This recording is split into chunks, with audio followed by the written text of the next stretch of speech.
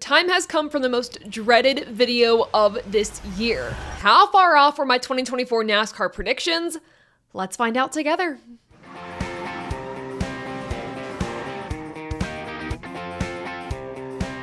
Hey everyone, it's Taylor and welcome back to Above the Yellow Line on the ATYL Media channel, where we do motorsports media your way, and on this show we talk about NASCAR all the time. And before we get into this video, make sure to subscribe to our channel and turn on the notification bell so you know when we post. Anywho, as I said at the start of this video, this is the video I dread the most every single year. Not because I don't enjoy making the video, I love making this video. It's because when I'm done recording this, I feel like an idiot, for a lack of better words. I made a NASCAR 2024 prediction video back on January 25th of this year, and I have not looked at it since.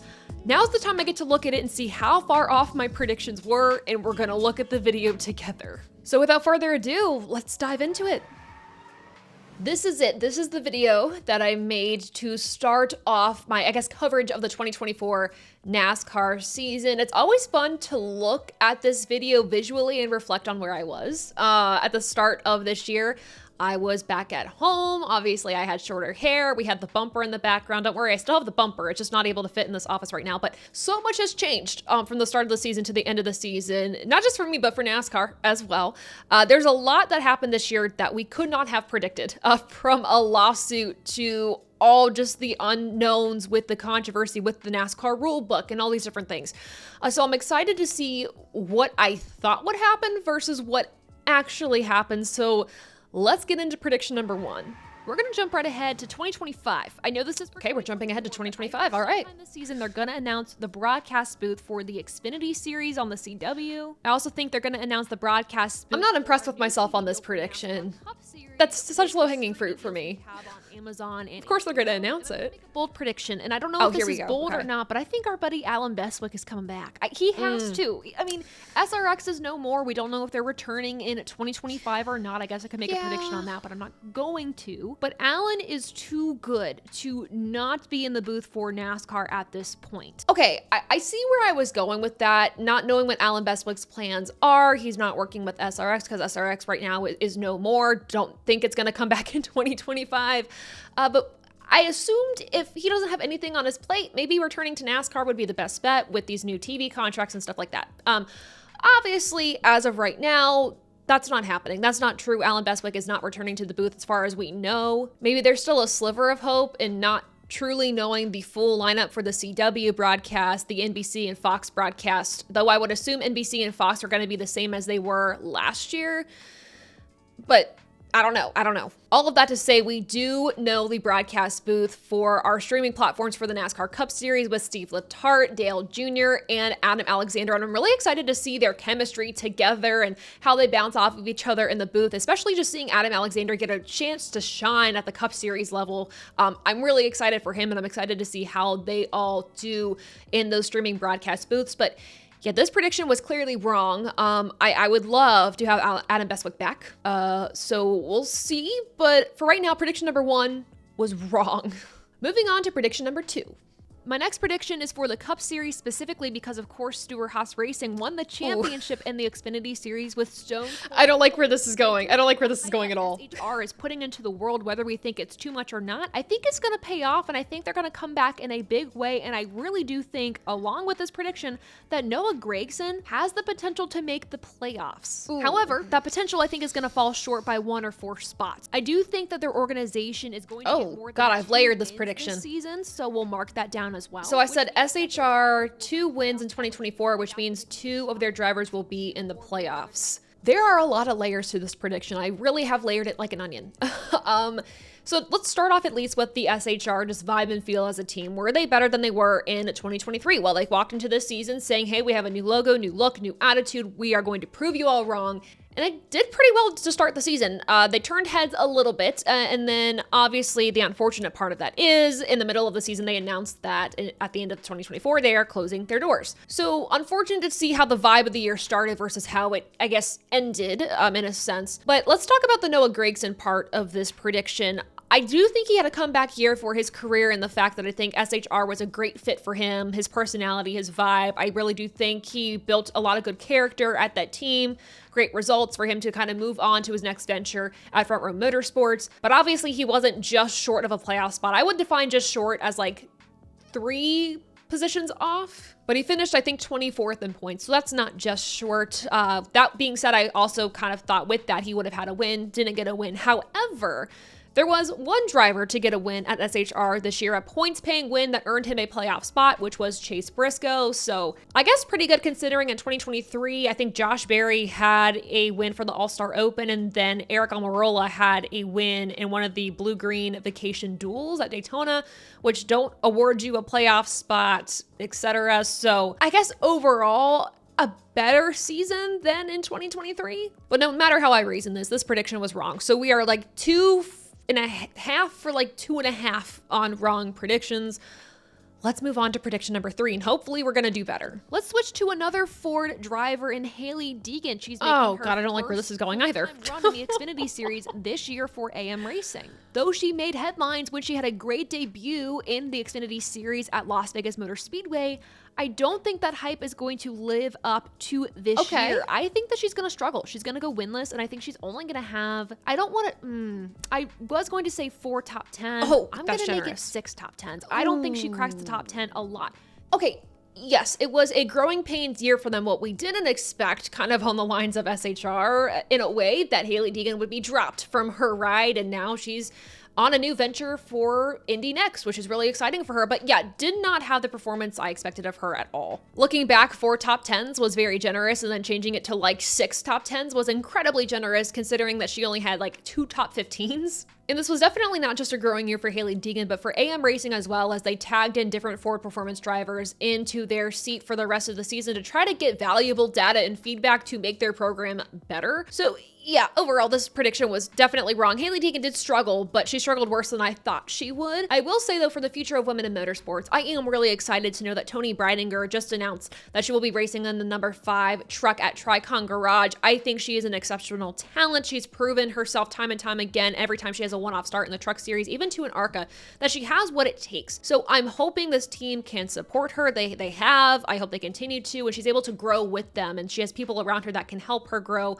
as a driver with her talent. So fingers crossed, but I am very hopeful for the future of women in motorsports, and I think it rests with Toni Breidinger, and I think she can do really well. So fingers crossed, but unfortunately for Hailie Deegan, this was a make or break year for her career, and it broke her NASCAR career. So I'm going to just say 3 for 3 at this point in wrong predictions. Hopefully it gets better from here, but I don't know. Let's find out. Feel like I'm making all my predictions for Ford. I swear. Yeah, these have been very Ford heavy. Brad Keselowski. Oh God, Every Brad year I've Keselowski. come out with a prediction, and I think this year he finally breaks through and gets a win at RFK. Okay. He's had moments. I know I've layered this though. I have a feel like I'm going to get this wrong at the end of the day. Victory. Regardless, I think Brad does finally break through and get a win this season. And I'm going to add to this, I think that win comes at a non-super speedway track. His first win of the season, I think it will. Yes. Okay, so I finally got a prediction right. So Brad Keselowski did get a win this season, finally, as a driver and team owner at RFK Racing. And he got that win at Darlington, a non-super speedway track in the spring. So 100% this prediction is correct. I was so excited when he won. This is actually one of the predictions that I vaguely remember, because I make something about Brad every year prediction-wise, because I'm like, he has to win, and he hasn't done it. Yeah, this is pretty good. 3 wrong predictions, 1 right, 1 so far. I'm happy with this. Brad Keselowski did break through, got a win. It was at a non-super speedway track at Darlington. Prediction number 5. Okay, it's time to switch manufacturers. Let's talk about Toyota. Ford has a winning streak at Michigan International. Ooh, I know where this is going, and I think I got this right. And Toyota has been the team that's been on the heels of Ford, especially the past few seasons. So I think this year the Ford streak dies and finally Toyota takes a win at Michigan. Tyler Reddick winning Series. at Michigan this year. It was a Toyota win. He got it done. He broke the long streak that Ford had at that track. So prediction number 5, 100% correct. 2 for 2. Let's go. Speaking of Toyota, I think there is going to be next prediction. Low-hanging fruit again. Retirement from full-time racing. And I said this last season. I thought it was Martin Truex Jr. He's kind of going yeah, year by year, a low-hanging fruit prediction, but yes. I think after this year, he's done. So yeah, Martin Truex Jr. retired at the end of the season from full-time competition. We'll probably see him at the Daytona 500 in one way or another, racing for whatever organization. I know the rumor right now is that Joe Gibbs Racing is going to help field his entry. But yeah, that does bring up a really valid question, though. Like, I don't think we're going to see any retirement announcements from the Cup Series guys in 2025, but that begs the question the next few years, who do we have as retiring next? I mean, Kyle Busch right now is maybe in a place where he could be considering the end of his career. Same thing with Brad Keselowski, now that he has stake in a team. I think Denny Hamlin has more years to come, but knowing that FedEx is no longer going to be in the sport and knowing that Denny Hamlin said, hey, I want to end my time as a Cup Series driver at Joe Gibbs Racing with FedEx on the car. I don't know if that's going to mean anything different for the future or not, but yeah, it kind of does beg the question, who's next in the retirement roster? But yeah, I guess sad to say I got a retirement prediction correct because I felt like that was low-hanging fruit, but I guess another prediction right. Let's move on. The Xfinity Series here. I have a okay.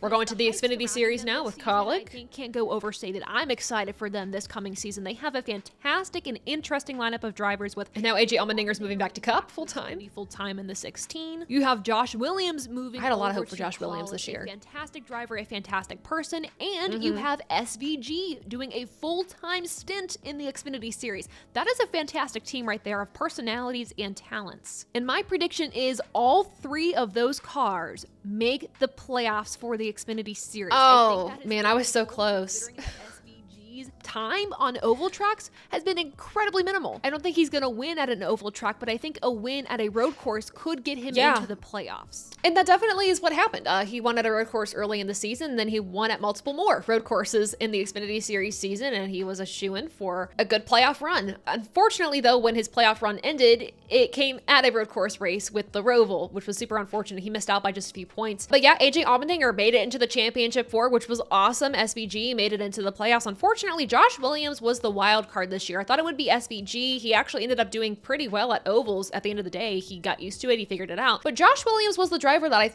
had higher expectations for performance-wise this season. It just didn't work in his favor at all this year. So clearly this prediction is wrong. I was one driver away, but hopefully Kaulig for next year, again, they're in a rebuilding year too with moving some of their drivers up to the Cup Series, some of their drivers leaving the organization entirely, moving some drivers from the Truck Series up to their organization in Xfinity. There's so much moving around at Kaulig Racing for 2025. I'm going to be curious how that team does. I don't really have any high expectations for them. I'm just giving them the grace of there's a lot of change. Hopefully they can figure it out. Even to internal changes at the team in terms of the competition side of things, etc. So wrong prediction, but I would say not a bad one. This is the one wrong prediction I have that I feel okay with. Moving on. All right, I have a prediction that's like in the realm of NASCAR, but it's more sponsorship based. Okay. I think we're going to see a watermelon beer this year man. with Busch Beer and Ross Chastain. By the way, that paint scheme. Oh, I was creative. It looks so good. I think we're going to get a watermelon beer and a watermelon car for Ross Chastain with Busch Beer. If we don't get that this year, that is a huge miss, a huge disappointment. Yeah. I think that is so fun to market, so easy to market, and NASCAR fans will eat that crap up. So I think we are going to get a watermelon beer car for Ross Chastain. Definitely a huge miss on the Busch Beer's part here for not making a watermelon car. It is a very easy thing to market with Ross and his likability overall across the sport. But yeah, a huge miss. I will say the Busch light scheme this year, the primary scheme that they used was stunning, the best I've seen in years. I loved every single Busch light scheme that came out this season. None of them were misses. They were all major wins. I did end up asking Ross. I interviewed him at the shop at Trackhouse for Racing America, and I asked him like, hey, watermelon beer, are we gonna see something like that or no? And he basically just said, I'm the driver, they make the beer, I don't know. He's pitched it before, so it's out there, the idea's out there, but I don't know if we'll ever see it or see it anytime soon. But yeah, a fun prediction, a wrong prediction, but a fun one nevertheless. Let's move on. I feel like that was a very light prediction. Like, it's a fun prediction, but it's not like hard hitting. So let's go bold. Oh no. Let's go bold. I think all 3 series will have a first-time champion. Oh, in I was 2024. close. No repeat champions, all first-time champs. So yeah, Truck Series, we had a first-time champion with Ty Majeski. The Xfinity Series, finally Justin Allgaier got it done. For the Cup Series, when we get to Phoenix and you have 2 Team Penske drivers fighting for a championship, you know one of those drivers is going to get the championship. Clearly, it's one of Penske's best tracks. Penske just has it figured out. They are on rails at Phoenix Raceway, and no other team has been able to really catch up or come close, except for, I guess, Ross Chastain in 2023, though he wasn't competing for a title at that point. So this was wrong. I was very close, though, but this was obviously a wrong prediction. Let's go to the last one. Hopefully, it's correct. And the final prediction I have is a very early championship. Oh, here we go. My championship 4 predictions. What did I think back in January? My championship 4 for 2024 is Joey Logano. Okay, that's one out of 4 correct right now. This is another repeat of that stat. William Okay. Byron. Can the 24 get it in 24? 2 out of 4? I don't know if it's this year. Then we have Denny Hamlin. All right, there we go. The championship 4. I'm still and will 2 for make 4. a bid for the title. Last but not least, I'm so questioning this. I'm between so many drivers. I'm between Christopher Bell. Okay, that's wrong. Chris That's Buescher, wrong. Chase Elliott. That's And wrong. I feel like a really crazy pick for the championship 4 would be someone like a Ty That's Gibbs wrong. or even Ross Chastain. They're all wrong. So whatever I go with, I'm pretty sure I'm going to be wrong. Before. However, the final spot in the championship 4, I'm going to go with Chris Buescher. That was And I'm really unfortunate. betting on RFK to continue that momentum that they had in 2023. So yeah, clearly half of those were right, half of those were wrong. Hamlin just, when it came down to it, the big penalty from the Toyota engine mishap from earlier in the year that came back to haunt him later in the year, plus just an abysmal start to the playoffs, really hurt his chances of getting into the championship for this year. And Chris Buescher just did not have the season I expected him to. He did get a win in the playoffs. Unfortunately, though, he wasn't a playoff driver at that point, so didn't really matter at the end of the day for him getting into the championship 4, but good to see his team finally get a win at the end of the season. But for 2025, I do think we will see some sort of different points format in terms of how we crown a champion next year after all of this is said and done.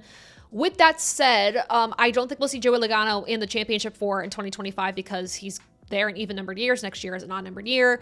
I don't think we'll see Buescher there. Byron, I would assume, yeah. For Denny Hamlin, I don't know. I really don't know. But those predictions can be made at a later time. But overall, 50-50. Right and wrong for the final prediction. I feel like the video I made in January was the worst predictions video yet, but hopefully we'll do better in 2025. Did you make any predictions for this NASCAR season, and how did you do? Let me know in the comments below. And with that, we are done with this episode of Above the Yellow Line. Make sure to subscribe to this channel, and of course, go to abovetheyellowline.com to learn more about us and what we do. Last but not least, I want to thank our incredible partners for the 2024 season, The Bright Mentality, Goat Locker Racing, Happy Hour Racing, and of course, On Brand. Thank you all so much for your support and continuing to support us for the rest of the 2024 season. Make sure to like this video, subscribe to the channel, share this with your friends and family, and until next time, I'll see ya. Bye.